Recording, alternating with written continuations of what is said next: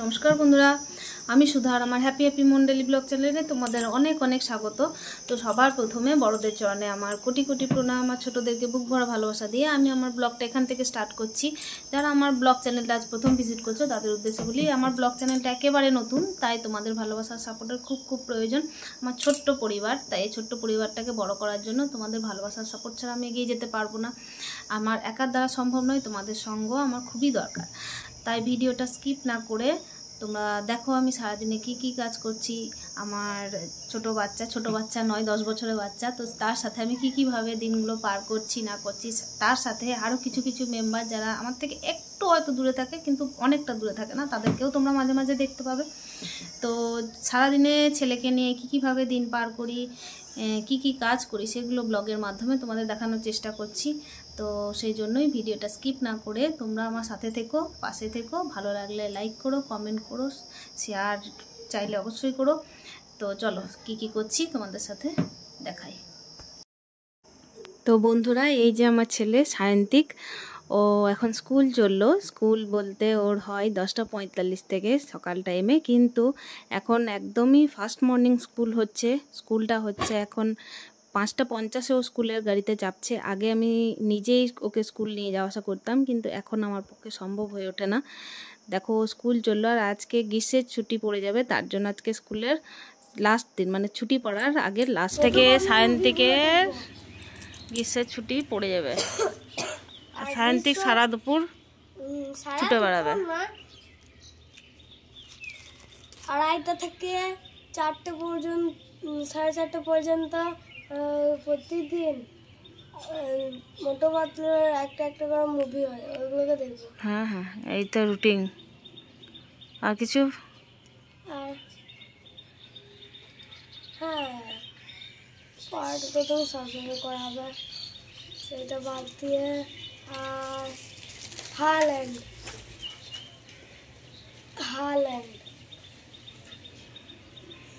আর তো যেমন কি তোমরা দেখলে সায়ন্তিক স্কুলের ভ্যানে চেপে চলে যাবে। তো আমি আজকেরটা দেখালাম না, কিন্তু এর আগের ভিডিওতে দেখিয়েছি ও স্কুলের ভ্যানে চেপে চলে যায়।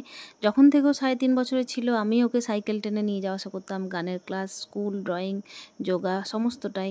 কিন্তু এখন আমার দ্বারা সম্ভব হয়ে ওঠে না, যেহেতু তোমাদের সাথে আমার একটা ছোট্ট পরিবার গড়ে উঠেছে, সেই জন্য আমি তোমাদেরকে সব কথা খুলে বলবো।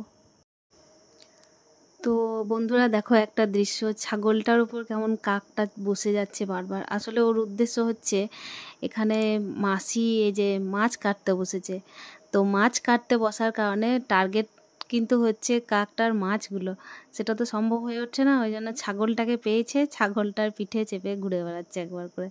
আর এই ছাগলটাকে আমার ছেলে প্রচণ্ড পরিমাণ ভালোবাসে। ও এলেই মানে প্রত্যেক দিন আমাদের বাড়িতে চলে আসে, জানি না কার ছাগল, কিন্তু আসে প্রত্যেক দিন, এই পাড়ার মধ্যেই চড়তে আসে। তো ছাগলটাকে নিয়ে আমার ছেলে প্রচণ্ড খেলা করে, মানে শুধুমাত্র আমার ছেলে নয়, এই পাড়ার আরও 2-4টে বাচ্চা তারাও কিন্তু ওকে নিয়ে খেলা করে।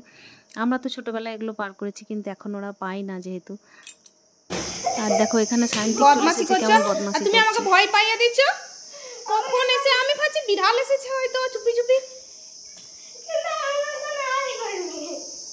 আমি এদিকে রান্না করছি, দেখে আমি ভয় পেয়ে গেছি। কখন লুকিয়ে বেড়াচ্ছ?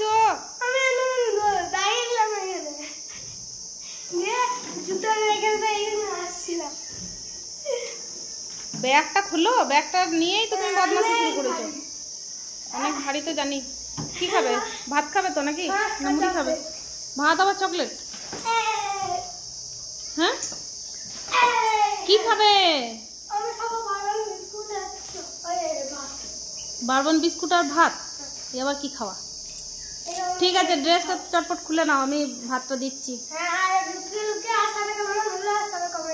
হ্যাঁ তো বন্ধুরা দেখো সায়ন্তিক তো 10টার সময় ভাত চাই, তো ওর জন্য শুধুমাত্র আমি ঢ্যাঁড়স দিয়ে একটু ডাল আর বেগুন আলু ভাজা করেছিলাম, সেটাই করেছি, ওকে দিচ্ছি এখন।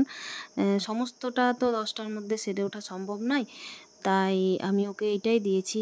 আর যেহেতু আমার প্রত্যেকটা জিনিসের জন্য আমাকে কারো না কারো ওপর নির্ভর হয়েই থাকতে হয়, তাই যতক্ষণ না কারো হেল্প পাই ততক্ষণ আমি কিছু করে উঠতে পারি না। ওকে খাওয়া দাওয়াটা আমি সেরে নিই 10টার, তারপর ওর বাকি কাজগুলো দেখা যাক কী করা যায়। আর এই দিকে দেখো টিভি দেখতে দেখতে খাচ্ছে। স্কুল থেকে এসে ও একটু টিভি দেখবে, ওর চ্যানেল যেগুলো আছে ওর সেগুলো চ্যানেলগুলো দেখবে। তো যাই হোক, ও দেখে দেখে খেয়ে নিক, আর ওকে আমি খাইয়ে দিই। যেটা বলার যে আমি সমস্ত জিনিস নিজের হাতে করে উঠতে পারি না। আমার একমাত্র ডান হাতটাই আমি কাজে লাগাতে পারি। এই দেখো এদিকে আমি দুধওয়ালা চলে এসেছে সায়ন্তিকের জন্য দুধ নিয়ে অল্প করে। এদিকে মাসি থালা বাসনগুলো ধুয়ে দিয়েছে, আর এগুলো হচ্ছে জল খাবারের থালা বাসন। মাসিরও খাওয়া দাওয়া হয়ে গেছে 10টার, আর আমারও হয়ে গেছে মুড়ি খাওয়া। আর আমি এখানে পোস্ত বাটার আমি চেষ্টা করি, প্রায় দিন চেষ্টা করি যাতে আমার হাতগুলো আমার সচল হয়, মানে হাতের আঙুলগুলো আমার সচল হয়। আমার একটা হাতের আঙুলগুলো এখনও সচল নয়। একটা দুর্ঘটনায় আমার হাতের অ্যাক্সিডেন্ট হয়ে যায়, যার জন্য আমি একটা হাতে কাজ করতে পারি না, খুব কম করে পারি। তো চেষ্টা করি করার। তো দেখো এখানে আস্তে আস্তে আমি কাজগুলো করে নিচ্ছি, পোস্তটা বেটে নিচ্ছি, খুব আস্তে আস্তেই বাটছি, কেন কি সমস্তটা আমার সম্ভব হয়ে ওঠে না। তো মাসি এর আগে বেটে দিত, মাসিকেই বলি বেটে দিতে, কিন্তু মাসিকে আমি এখন বলি যে মাসি তুমি ছাড়ো, তুমি শুধুমাত্র শিল নোড়াটা আমাকে পেতে দিও, আমি কাজটা সামলানোর চেষ্টা করব। যেগুলো আমার দ্বারা সম্ভব হয় সেগুলো আমাকে করতে দিও আস্তে আস্তে। সেই জন্য মাসি আমাকে করতে দেয়, সাথে থাকে আমার। তো এইভাবেই দিনগুলো পেরিয়ে যাচ্ছে আস্তে আস্তে। তবে মনের মধ্যে কষ্ট হয় যে কিছু কিছু কাজ আমি করতে পারি না, যার জন্য আমাকে কারো না কারো মুখ চেয়ে বসে থাকতে হয় যে কখন সে করে দেবে তবে আমি করতে পারবো। তো এইটা সত্যি করেই যারা এই পরিস্থিতিগুলো পার করে তারাই বোঝে, অন্য কাউকে বলে হয়তো বোঝানো যায় না। সব সময় হাসি খুশি থাকার চেষ্টা করি, কিন্তু কিছু কিছু জিনিস যেগুলো থাকে সেগুলো মনের মধ্যে খুব যন্ত্রণা দেয়। সেই দৃশ্যগুলো চোখের সামনে ভেসে ওঠে, যেগুলো ভেসে উঠলে চোখ দিয়ে আপনি আপ জল পড়তে থাকে। দেখো আমি ভয়েসটা দিতে দিতেও আমি আমার মনে পড়ে যাচ্ছে কথাগুলো। যাই হোক, বাদ দাও। আমি তো চ্যানেলের নাম হ্যাপি মন রেখেছি, আর আমি সমস্ত রকম পরিস্থিতিতে, যে কোনো খারাপ পরিস্থিতি ভালো পরিস্থিতি সব পরিস্থিতির মধ্যে হাসি খুশি থাকাই পছন্দ করেছি, আর নিজের জিনিসটা নিজের মধ্যে রেখে হাসি খুশি থাকার চেষ্টা করেছি। যদিও আমি সমস্তটা কিছু জানি যে এগুলো যা হয়, যেটা হয় ভালোর জন্য হয়, এটা ভেবেই আমি সবটাই করে এসেছি, আর এটাই মেনে চলবো। তাহলে জীবনে আর কোনো কিছুই কষ্ট হবে না। আমার ফ্যামিলির লোক প্রচণ্ড সাপোর্টিভ, তার জন্য আমি আজ ভালোভাবে দাঁড়িয়ে আছি নিজের পায়ে, যেটা অন্য কারো হয়তো কপালে জোটে না। সেই সব মানুষগুলো জীবনে আমি পেয়েছি, তো তার জন্য আমি ভগবানের কাছে অনেক অনেক ধন্যবাদ। কিন্তু তবুও বলে না, নিজের শরীরের অঙ্গটা নিজের একমাত্র, তাই নিজের কষ্টটা নিজেই বুঝবো, অন্য কেউ সেই কষ্টটা বুঝতে পারবে না। তো যাই হোক, ভগবানের আশীর্বাদে এখন আমি অনেকটাই সুস্থ, আর এইভাবেই সবাই আমার পাশে আছে, যারা আপনজন তারা আমার সাথে আছে, এটাই আমার জন্য অনেক। আর এখানে দেখো আলু পোস্তর জন্য আমি পোস্তটা কষানো হয়ে গেছে, সিদ্ধ হয়ে গেছে একদম, আমি ওটা চাপিয়েই গেছিলাম। এদিকে পোস্তটা আমার বাটাও হয়ে গেছে কমপ্লিট, তাই আমি এবার পোস্তটা মিশিয়ে দেবো আলুর মধ্যে। আর ওদিকে তো মাসি মাছগুলো বেছে দিয়েছে। ছেলে আমার একদম মাছ খায় না, কোনো রকমেই খায় না, ও প্রত্যেক দিন ডিম খায়, তো ওকে আমি ডিমটাই করে দিই। আর মাছগুলো নিয়েছি যেগুলো, সেগুলোর মধ্যে কিছু কিছু মাছ আজ ঝালদা করব, আর বাকিগুলো সমস্তটাই রেখে দেবো। সায়ন্তিকের ড্যাডির আসার কথা আছে, যদি আসে তাহলে করে দেওয়া যাবে, তা না হলে কোনো রকম বাড়িতেই করে নেব। আর বাড়ির সামনে এই তেঁতুল গাছটাই দেখো, রাত্রিবেলায় ঝিঝি পোকার আওয়াজ আসে, কিন্তু এখনও ঝিঝি পোকার আওয়াজ প্রচণ্ড পরিমাণে, গোটা বাড়িতেই মানে ঝিঝি পোকার আওয়াজ।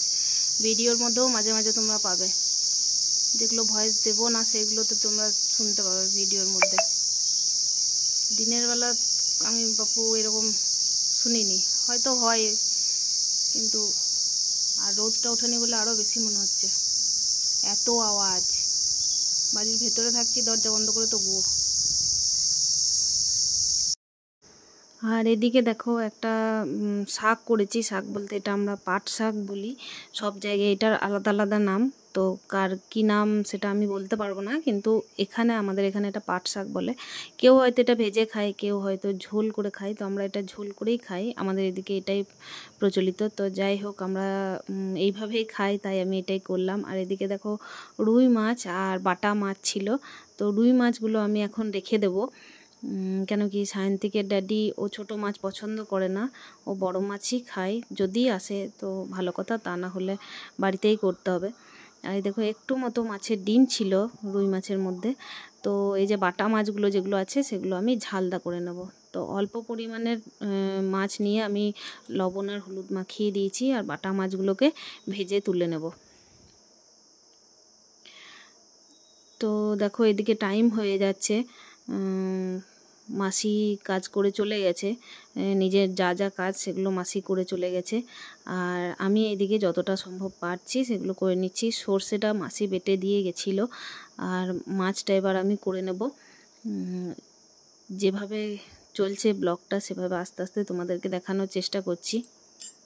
আর এখানে দেখো যে বাকি মাছগুলো ছিল সেগুলো আমি ফ্রিজে ভরে নেব, ডিপ ফ্রিজের মধ্যে ভরে নেব, যখন দরকার হবে যদি মন হয় বের করব, তা নাহলে এখন থাকলো 2 দিন, তো রেখে দিলাম আমি ফ্রিজের মধ্যে।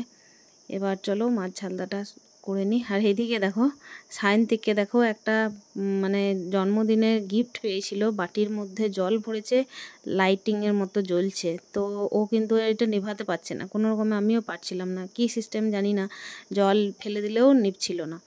তো এটা নিয়েও খেলুক ততক্ষণ। এখানে যে বাটা মাছগুলো আমি ভেজে রেখেছি সেগুলোতে বেগুন দিয়ে আমি ঝালদা করবো বলে কেটে নিচ্ছি বেগুনগুলো। বেগুন কাটতে কাটতে দেখছি বেগুনের মধ্যে একটু পোকা বেরিয়ে গেল, তো কিছু করার নেই, এটা একটু কেটে কুটে নিলাম, আর যেটা একটু এক সাইডে পোকা একটু বেশি ছিল সেটা একদম টোটালি বাদ দিয়ে দিলাম। তো চলো এবারে রান্নাটা কমপ্লিট করে নেওয়া যাক, কেন কি টাইমটাও প্রচুর হয়ে আসছে, আবার সায়ন্তিকের জন্য ডিম বানাতে হবে, ওর খিদে পেয়ে যাবে, সকাল 5টায় উঠেছে, সেই জন্য ও ঘুমাতেও চাই। তো চলো এবার কাজটা সেরে নিই, রান্নাটা কমপ্লিট করে ফেলি। তো যেটা বলার বন্ধুরা, জীবনে তো অনেক কিছুই মুহূর্ত আসে, তো সবাই যেন ভালো থাকে, কারো যেন কোনো ক্ষতি না হয়, যদি এটা সম্ভব নয়, জীবন মানেই যুদ্ধ, আর জীবনে এইভাবেই চলতে হয়, কিছু তো করার নেই, জীবনে চলতেও হয়, হাসতেও হয়, খেলতেও হয়, সবার সাথে মিলেমিশে বাঁচতেও হয়। তো হয়তো সবটা সবার জীবনে সম্ভব হয়ে ওঠে না, কিন্তু আমার বাড়ির লোকরা এতটাই সাপোর্টিভ, তার জন্য হয়তো আমি আজ ভালোভাবে বেঁচে দাঁড়িয়ে আছি। সবাই আমার পাশে না থাকলে হয়তো এটা সম্ভব হতো না। বাড়িতে কারো না কারো তো দুর্ঘটনা ঘটেই আছে, হ্যাঁ, তো সেটা যারা যারা ভুগছে তারাই বুঝবে এটা কতটা কষ্টকর, এছাড়া কেউ উপলব্ধি করতে পারবে না। তো ভগবানের কাছে একটাই প্রার্থনা যে সবাই যেন ভালো থাকে, তাদের জীবন নিয়ে যেন কখনো টানাটানি না হয়, কেন কি যাদের পরিবারে এই দুর্যোগগুলো যায় তারাই বোঝে জিনিসটা কতটা কষ্টের, এছাড়া কেউ বুঝবে না।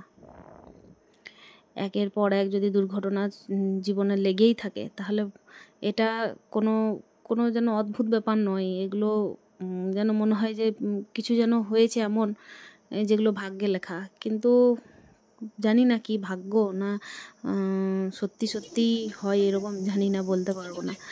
তো দেখো এখানে দুপুরের খাওয়া দাওয়ার জন্য চলে এসেছি।